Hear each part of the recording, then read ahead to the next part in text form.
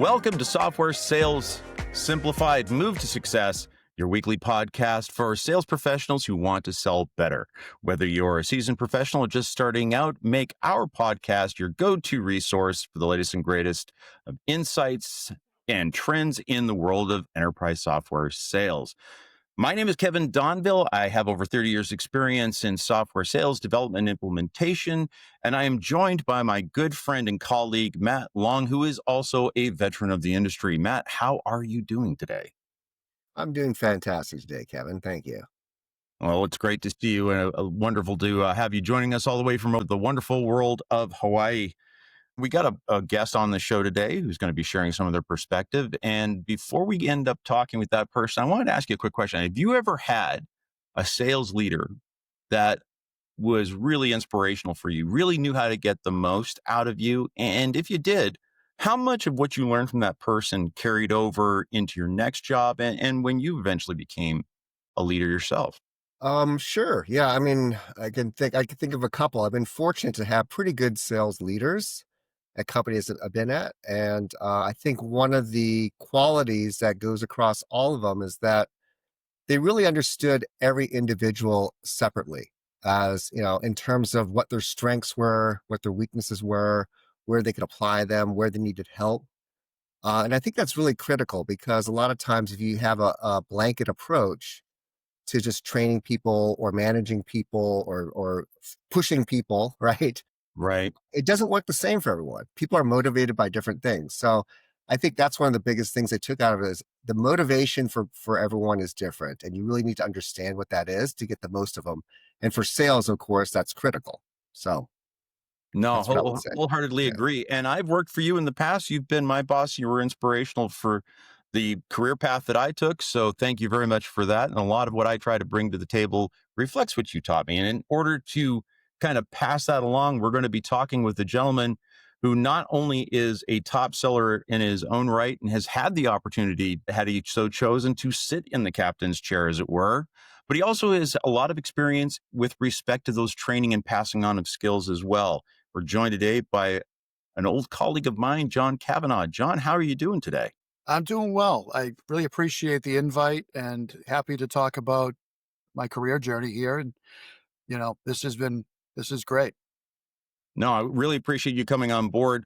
We're going to be talking about that and a little bit about where you are now. I'm very familiar with your work history and your trajectory and success over the years, but our audience probably is not. So if you wouldn't mind, take a moment, take the floor, and tell everybody a little bit about yourself, where you've been, how you got there, and the things you do and how you do it. Perfect. What a loaded question. So By design. yes. I guess that's why you have a podcast here. So essentially, when I was looking at colleges, so we're going way back to 17, 18 years old, I had, I got accepted into a few colleges, and I chose a college that had a co-op program. Hmm. I think my theory was, what's going to differentiate myself versus all of these other folks that are going through college? And I think I recognized early I wasn't the brightest. I wasn't the most suave. I need to do something to differentiate myself. And that was why I chose a college with a co-op program and one that was not as rigid as like a Northeastern, which I did get into, but and not a knock, but they are fairly rigid with their co-op. I ended up going to Merrimack College, which was a smaller Catholic school in Andover, Massachusetts. And they had some flexibility, which I really liked because I just didn't know what I wanted to do other than I wanted to go into business. John, So, for those of us that don't understand the term, what is a co-op college or program? yeah, great question. So a co-op program, essentially, you take semesters off as part of your college experience. You take semesters off and you do a co-op job. And so you can try out different industries, different roles. It's a partnership between the college and many institutions or businesses. And then when you graduate, you have some real life work experience as well as a college degree. Okay, great. Yeah, fascinating. So it's almost like a planned for internship that's kind of interwoven into the curriculum. Interesting. It is. It is. Typically, it's a 5-year program. I had completed my freshman and sophomore years. I knew at a younger age I wanted to go into business. I was always fascinated. I subscribed to Inc. magazine in high school. I was just always really enamored with business and how transactions get done, innovation, all those things. And I ended up going, my first co-op was at a company called Salience Associates. So it's 2002. At this point, the dot-com bubble had burst. What Salience did was offer turnkey sales teams. Essentially, they would outsource a particular sector or the entire sales team to a dot-com. So when I had got there, a lot of their clients had gone belly up. It was actually a really tough time. My first day, I have zero business experience, and the CEO was outlining strategy and then looked to me and one other to understand the value prop of this organization, how to target, why we should be targeting it, and come up with the point of view. Mm, So it was pretty daunting until I really started understanding why organizations would bring on a third party and partner with Salience Associates. What I learned was I did not like that model. They were not mm, selling. I mean, these were typically multi-million-dollar deals. mm, And it was a very tough market, but it gave me some really important skills. They taught me how to read 10Ks and read annual reports and find which organizations we should go after and where there might be a good fit for an outsourced sales team. And what were you looking for in the 10Ks? Was it their strategy or gaps in their business, or what kind of things would indicate to you that they were a good candidate? If they were entering a new market or expanding into a new market or geographic region, that was, hey, this is a great fit for what we do. We can hire from your competitors. We probably have a lot of them in our database. And then we can, instead of you partnering with HR and let's say spending 6 months to ramp up an entire sales team, we can do it in a matter of weeks. mm, The challenge was these were very, very big ticket items, and a lot of our client base were starting to churn. It really taught me how to look for, how to create a point of view and not just go in with a widget. You really have to read, study, get into the customer's mind and read articles. That was my first co-op. It ended up, and that was the summer after my sophomore year. It was the culture there. It was older, older demographic. I remember my manager, he just became a grandfather. And as someone who's 20, I could not find common ground with the gentleman. He was super nice, but it was a suit and tie culture, and also like 9 to 5, where as soon as 5 o'clock hit, people just lined up and went out the door. It wasn't really for me. I was thinking about leaving, and they ended up going through a reduction in force and then filing for bankruptcy not too long after that. But, it was my first kind of time seeing that type of, emotional impact that it had on people. People that had been there mm, for a number of years were let go, and you saw kind of, oh man, this is serious. People are crying in the hallway, and it's not a decision they took lightly. I'm sure, as business is business. If you don't have that many customers, you have to adapt. And unfortunately, that meant reducing the company and then eventually filing for bankruptcy. Yeah, I remember, we're both Kevin and I started in the .com, in the late 90s, 2000. And then that's where I experienced my first round of layoffs, right? I never experienced that before. And so it kind of started that whole process of like, well, this is a part of the business, is that there's the upside and there's a downside, right? And it does help you prepare a little bit, but you never quite prepared, when it happens to you. Absolutely. I mean, it just it brought some of the human side of it of, okay, I never saw a business grow because it was my first job. Mm. In a corporate setting, but it also made me realize, okay, there are some serious, like when you lose a customer, it's not just, oh, you know, that stinks, I wish we could have done something different. There's real impact Mm. to headcount and P&L. That's a great point. Also, you can study business all you want, and on paper it seems easy, but when I was there, I think it certainly left an impression on me where I was like sales is so important that if it doesn't work out, all of these other folks, are out of a job, and they have to figure out what they're going to do next. So you started out in that marketing world, and then you made that epiphany about how sales really feeds the machine, right? And it all starts with sales. So was that when you decided when you came back in? Because that's when I first met up with you, that was the role that you were taking on. You were starting that journey in sales. When you were making that, was it a major challenge? Where did you take to sales immediately? And if so, how did you manage to fit into that mold so easily and so quickly? Yeah, great question. So my second co-op job was at a company called Centra Software, and it could not be more opposite in a good way than where I had come from. I remember my first day. I'm not sure if you remember Joe Grudaderia, uh, but he was walking around in flip flops, a polo, and a hemp rope necklace. And he was the VP of professional services at Centra when I started.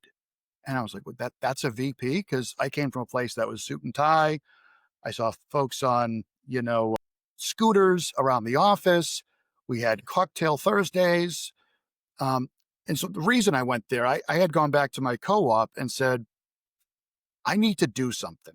Like, I just want to be in charge of something. I felt like I was researching and then I was organizing filing cabinets. Like, it was not very, I just did not enjoy the work as much. I liked the research, but it wasn't paying off. And so there was limited satisfaction, right? If we won something, yes, I'm sure that would be great. But I feel like I did all this time, spent all this time, teed it up, and it never really went anywhere. And again, it's no fault to the folks on the business side. It was just a tough market at that point. I ended up taking a job at Centra Software. It actually paid $2 less an hour. But they said, your day will be um, basically using this cutting edge virtual classroom software. And your role will be to interact with different sales reps all over the world. And it also involves role plays. You might be helping building out presentations and really showing that this technology works. I mean, 2002, that was the days of 56K dial up. And that was part of the value prop of Centra Software was, hey, we download a lot of the content and the application prior to launch so that it can operate on a 56K dial up. And I feel like a lot of those early meetings were just proving that the technology works. And for me, I just thought immediately, this is the future. I mean, using your computer to see one another, to share an application, um, breakout rooms. When that came out, I was like, this is crazy. It was such a pioneering technology. And again, we were bigger than WebEx back then. Yeah. We were one of the pioneers in that space targeted towards learning. And so I So think, Kevin, Centra was kind of a communication type software that you could do with Teams and share documents and things like that. Is that correct? yeah, yeah. I would have the caveat that we were a learning company. So WebEx came at it as we're a meeting platform. We had an e-meeting product, but our core competency was e-learning and virtual classroom training, replicating the physical classroom on a PC with the webcam. And it really, it's more of a niche, right? Because meetings, everyone has meetings. When you get into e-learning and training, it's a narrower focus, but that was really, our secret sauce. I So you think got to actually use your platform to train the salespeople, which essentially was helping them understand the value of it. I imagine for you, that was great experience, right? Because you saw firsthand how this could move the needle, what the value was and the benefits and all these things that you could articulate very well. absolutely. I mean, Yeah. and so technically it was pre-sales, right? So I would be sitting in Lexington, Mass, and I would work late sometimes. We would have meetings in California, and then I would stay really late and help out Australia. And for me, I'm like, I just met with three Fortune 500. You'd have kind of the capabilities demos, and then you'd have the role plays of here's how you do executive leadership training on the virtual classroom versus instead of flying all of your leaders to one location and doing this.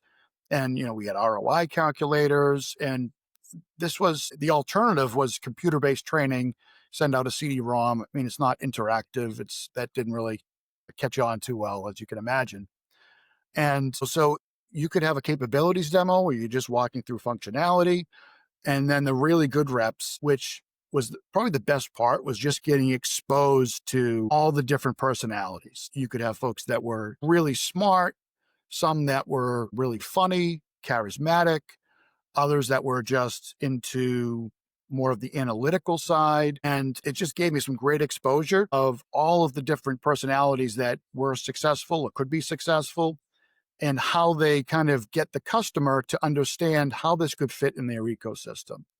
And that was really, just I loved going to work every day. Let's put it that way, because I was learning, I was seeing business in real time. We're talking about real issues, real business challenges that could be solved by this. And, they were enterprise type deals for in a corporate setting. Did you formulate an opinion at that point as to which personality type or approach worked best? And did that change over time? Or was it just, you just got to see a lot of different approaches? Great question. I think I tried to emulate others for a period of time until I found my own voice. I think that's something that, it took me a little while. I won't mention his name, but there was a British fellow, and Kevin, you may remember, and He he knows was him. hilarious. He What's knows that? him. He knows him. Okay. Yes. Yes. Yes. Yes. Names shall remain nameless to protect the innocent, but yes, hilarious, wonderful chap, great I'm biting not sure how satire. innocent he is, though. No, So that's true. Very true. Yeah. So I knew, and he would go in a room and he would swear and he would have dirty stories and have everyone rolling. I mean, it was like a stand-up special every time he presented, and people loved him. And he was successful. And then others, were a little more serious, business oriented, but there was a level of trust. So I kind of saw both sides of, okay, like you don't have to fit into a corporate mold. Be yourself. If you're funny, be funny. If you're more of an analytical person, just be that. Whatever you are and how your approach to things, just be that. And I think that was the lesson I learned was you don't have to be X, Y, or Z to be successful. It's all about human connection. And the only way to do that is to be yourself. So that I think was a unique kind of training experience, because every day I was meeting with different folks and executives, training leaders around the world, and it was just an unbelievable training ground to start out when I was there. So you had this wonderful kind of introduction into the world, and you got exposed to all kinds of different styles, and you found that there's not just one way, right? There's multiple different paths that someone can go down. Let's spin the clock forward. You're now a veteran of selling in the marketplace, is particularly in your own space. How much of what you saw then is true today with respect to what makes a good seller? Is it that ability to understand what you're good at and be comfortable in your own skin? Or is there a little bit more of a nuance around tactics and methodologies as well? I would argue the first statement that is the most important, making those connections striving to understand what the customer cares about. Methodologies are important, but a good methodology without connection and trust and really making those connections, it's going to fall flat. And so that's something I think, I don't care where technology and AI goes, we are still humans and we need to connect with each other as humans. And each of those personalities or personas that I had mentioned earlier, they had that ability to really connect, understand, put themselves in the customer's shoes, and have a level of empathy too with maybe some of the challenges they had. Ask those second level questions and then present how we can potentially solve that together. Yeah, fantastic. I mean, I really think you just put together a recipe book in little that little description there about how folks are going to be able to be successful. Because Matt and I are very big on being able to understand if you can figure out what is the problem that's keeping the customer up at night, that's preventing them from being successful and keeping them from their objective, and then present to that person, here's the path to remedying that. You've gone and taken this from being a conversation about selling something and all about partnering towards success and solution and relief going forward. How Let's flip that around a little bit. So we understand, okay, what makes it good for a seller. What kind of leaders are the best at being able to bring that out of people, do you think, with respect to sales teams? Because we've worked for a lot of different kinds of personalities over the years. Yeah, yeah. And I've been super fortunate in almost every role to have a really good leader, that to really, and what I look for is someone I can learn from, Mm, whether it's skills, approach, how do I get better in my job? What don't I know? And I think a part of that is checking the ego at the door. It's something that probably took me a little while to do. A level of hubris, especially if you've had success of, I know what I'm doing and I've done this before. Just, for folks just starting out, just try to take that out of it and just learn, always be a student. And if there is something you can learn from a leader, embrace it. Don't look at it as a threat or get defensive. Embrace criticism. Certainly, that's something that I think it takes some years and some thicker skin to realize, like, hey, they're doing this to help me, instead of, as long as they do it in the correct way. And that's really what I look for, is someone who's being a great sales leader in all of the attributes that I mentioned across all of these different leaders that I've worked for.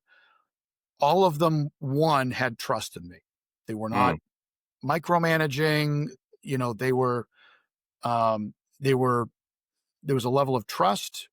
There was a level of coaching, and hey, maybe you should think of, um, building this particular skill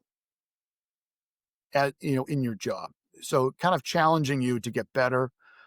That's something I think that, as I look at, and some of them, would teach me a skill, something mm. I can learn. So I'm actually learning too.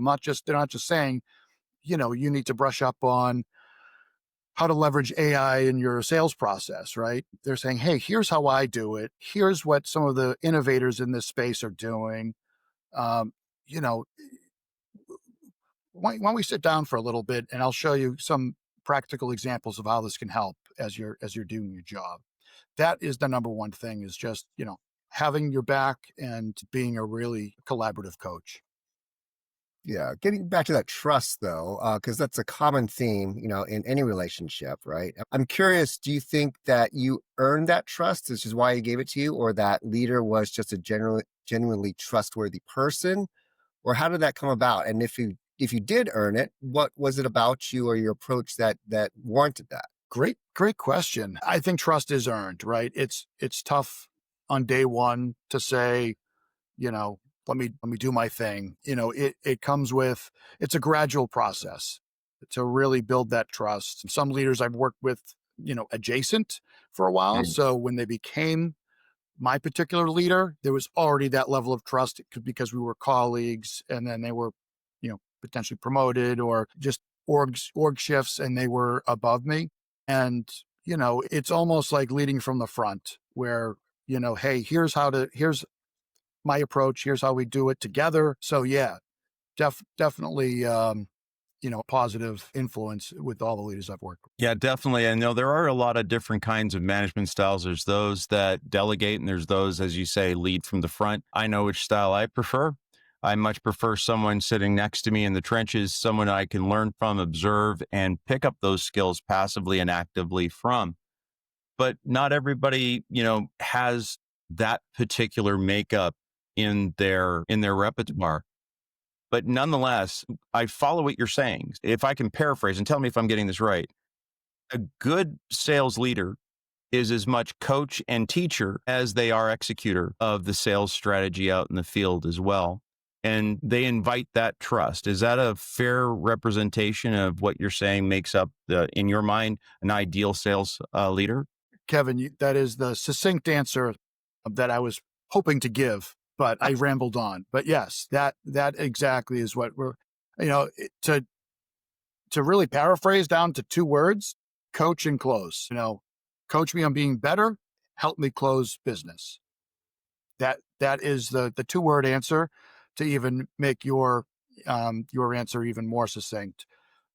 Totally believe that. That's what I look for, especially as, I may want more if I'm just starting out, but Mm. as someone who's been doing this for a period of time, coaching and closing, that's what I look for in leadership. Yeah, someone who's sat on both sides of that equation, both being, and by the way, that the whole ability to develop and build people and make them better sellers is largely what drew me into sales leadership and what was my motivation. So I understand that perspective. It's interesting though, in today's day and age, we've got a situation where those abilities to have that kind of exchange as both the individual contributor and the manager can sometimes be compromised, right? Because of just the demands of the job and doing less with more. In your industry in particular, I mean, you guys focus and specialize. The tool you're working with now is all about training, all about skills development, right? There's a lot of pressure in the marketplace now to do less with more. And AI seems to be complicating things, particularly in your space. How are you seeing that both with respect to what you're trying to sell and also with respect to your ability to get what you need from your sales leaders? Now, that's a pretty broad question, but I'm curious to what Yeah. you. AI is in every industry. It's a big buzzword. I think people have a hard time deciphering how AI can help them in particular, because Mhm. every vendor, everyone is just AI, AI, AI. I think that, um, as I look, there's a couple things that are happening that I see. One, the pace of innovation is skyrocketing. I mean, Mm. in our, I'm at a company called the Tensi, where we can have, and it came out maybe a little over a year ago, virtual AI conversations with Mm. with an avatar, right? And it's using agentic AI to look at all of these multiple areas of trying to replicate an authentic human conversation. So from that standpoint, it's making the pace of innovation shorten. I mean, it's amazing just how advanced it's been. I've been at the organization for 6 months, and I mean, it's revolutionizing everything. We're incorporating it in other e-learning products, and really, just on sitting on that bleeding edge of what is possible within corporate learning. I think on the other side of how it's been a challenge from a customer standpoint, there's so much automation and AI. It allows reps to cast a wider net, make it more relevant, and just the sheer amount of messaging, whether it's through LinkedIn, email, I think it makes it a bit tough Mm. for a potential customer to sift through what is everyone saying AI. How do I sift through all of this different messaging that I'm getting? And my point of view is just the level of outreach, um, to executives is just exponentially higher than it was maybe 10 years ago. Do you think that even with it's funny that you're mentioning this, and it actually coincides with some things we heard from some of our most recent guests on here. It's like we're getting more, but it's actually in many cases less actionable because of the fact that there's this deluge. And even though AI purports to being able to help you sift through it, if AI is creating it, are you coming out with a net neutral at the end of the day? So how do sellers like you then engage with your prospects and help them make sense of just the sheer noise to really get to here's my problem and here's what I need, how I need to solve it? Yeah. And we've had these discussions internally too, because some of the traditional ways of selling, calls, emails, LinkedIn, it's tough to break through, especially to certain industries that are really tight knit. So, one of the things that we're doing is really just being of the industry. So, we're looking at where we've had success. How do we turn customers into advocates and share their story? Because that is, and it's going back to basics, right? This hasn't changed. If I'm buying a Ford F 150, or I'm thinking about buying a Ford F 150, I might call my two friends that have Ford F 150s to see what their thoughts are. It's the same type of, basic human connection that we're trying to leverage, right? Is how do we get into those networks, become of the industry? We're not just selling, but we're trying to give something, whether it's knowledge or insight. Hey, here's how, so and so who's very similar to you is approaching this potential problem. And now we're adding value and we're not just, trying to sell, right? Mm. We're adding value along the way, hopefully. And when they are ready to buy, we'll be top of mind. And if they call colleagues, hey, I'm having this challenge, hopefully their colleague, if we're doing things the right way, will say, hey, you got to call this organization. I've had two friends or two folks in the industry that I'm connected with that have had really good results by partnering with said organization. Yeah, So I you're know. Go ahead, I'm Matt. I'm sorry. sorry. So you're the software that you're selling now and been selling for a while has a lot to do with training people, right? Is it? Yes. And I'm just curious, just from a sales perspective and training people, it's one of the things that Kevin and I care a lot about.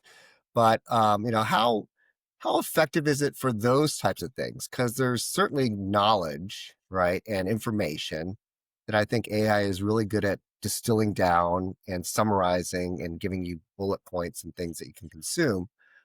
Then, of course, there's the nuances of the sales for people themselves, which we've been talking about, right? Which I don't think it does a very good job of that, right? So, what, in your mind, what makes it for effective sales training using these new platforms?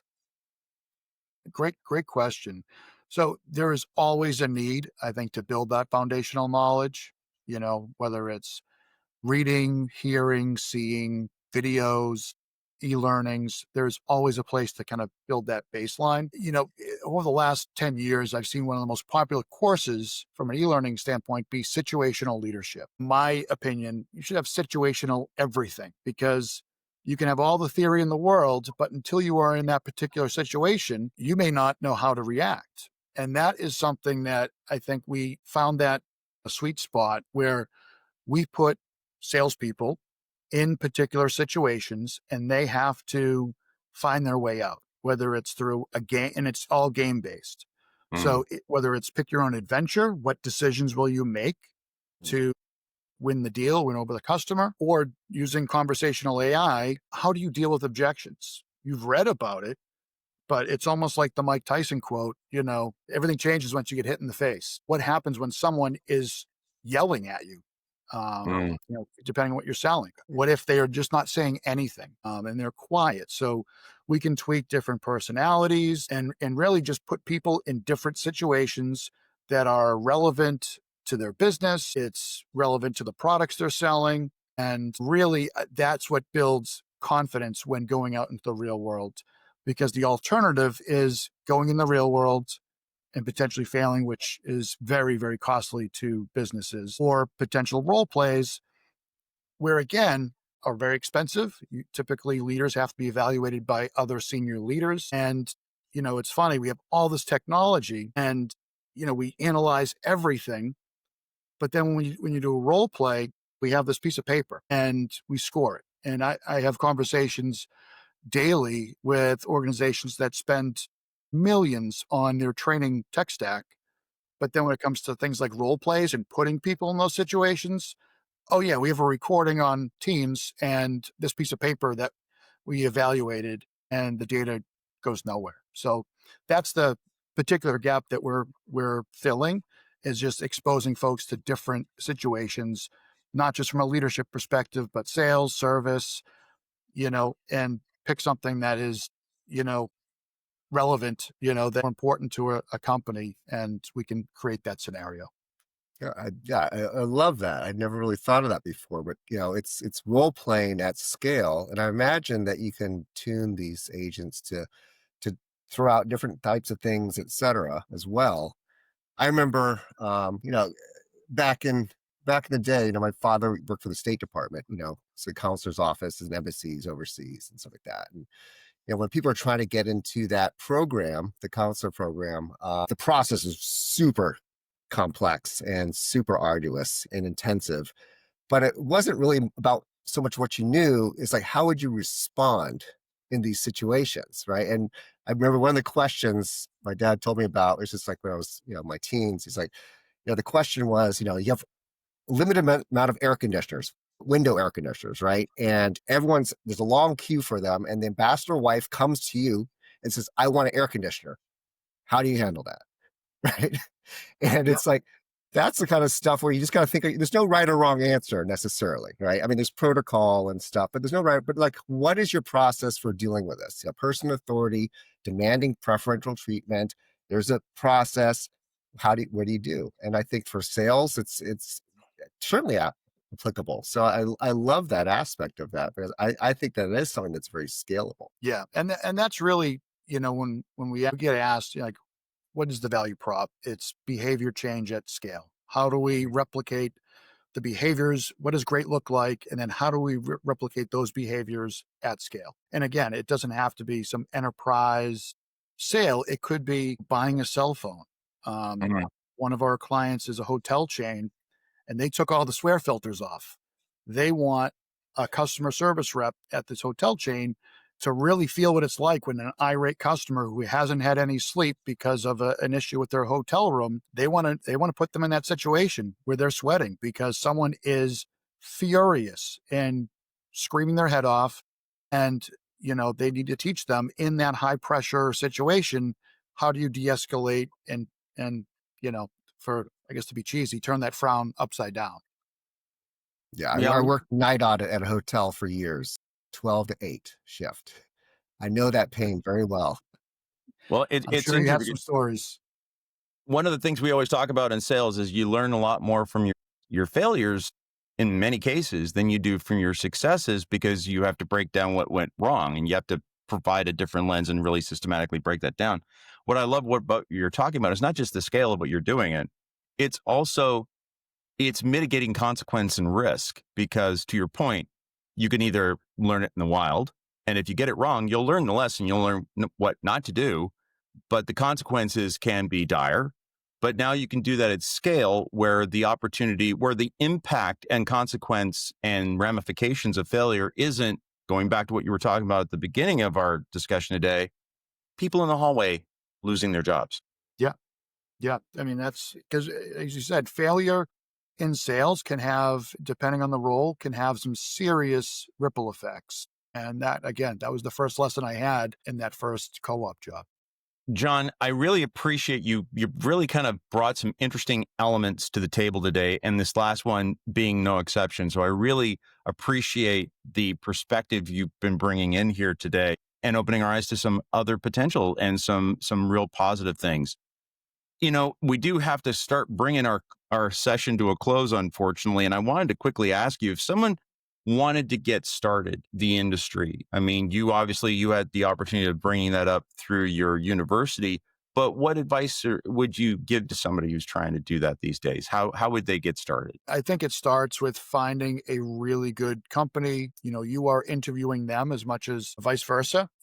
Just really look for a company that has a good culture and a leader that you can learn a lot from, a good coach, essentially. Those are the two big factors that I've learned. And I've had some really good leaders, some really good companies, and some maybe not as much in my background.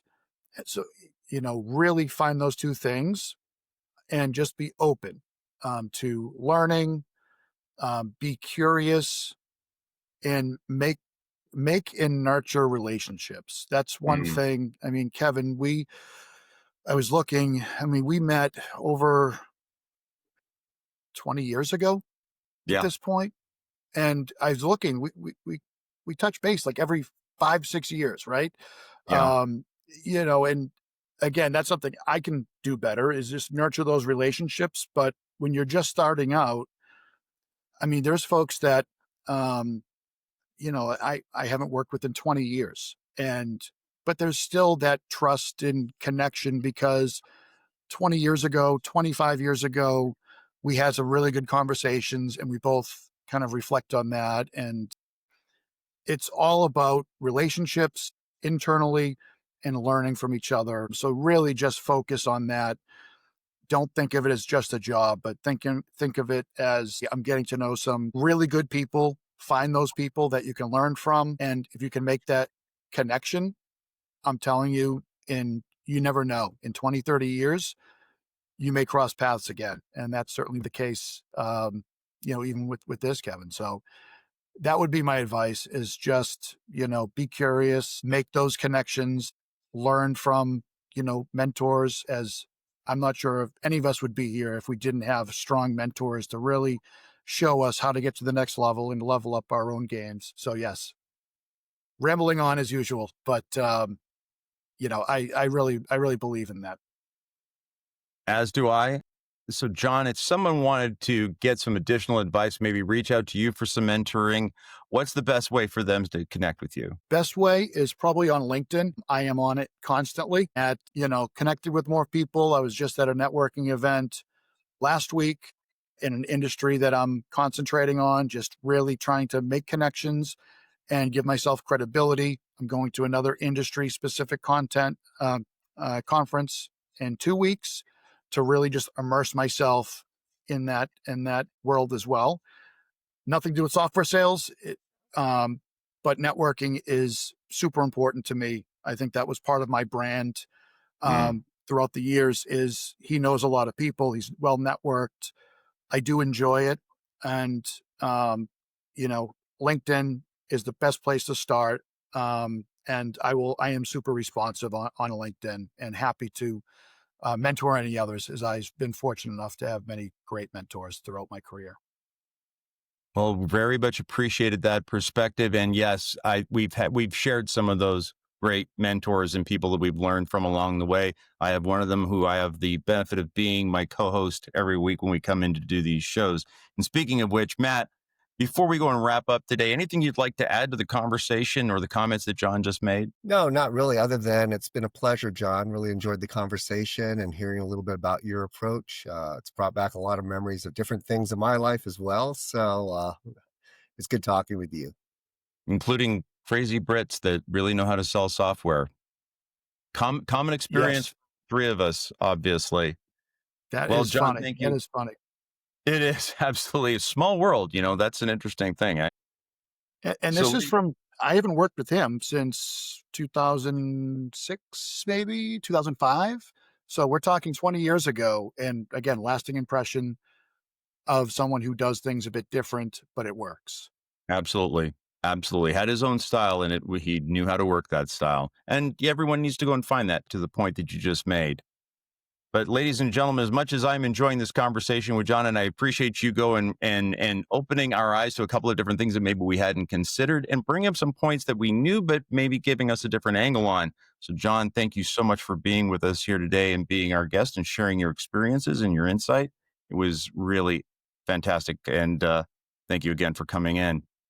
And ladies and gentlemen, if you like what you heard here today, please leave a comment, like, follow, subscribe. It costs you nothing and it really helps out the channel. Or go to our website and buy our methodology book there that outlines why Matt and I have been so successful in the past, on our journey with respect to software sales. But until we see you again next week, thank you very much for spending a little bit of time, and we'll see you again soon.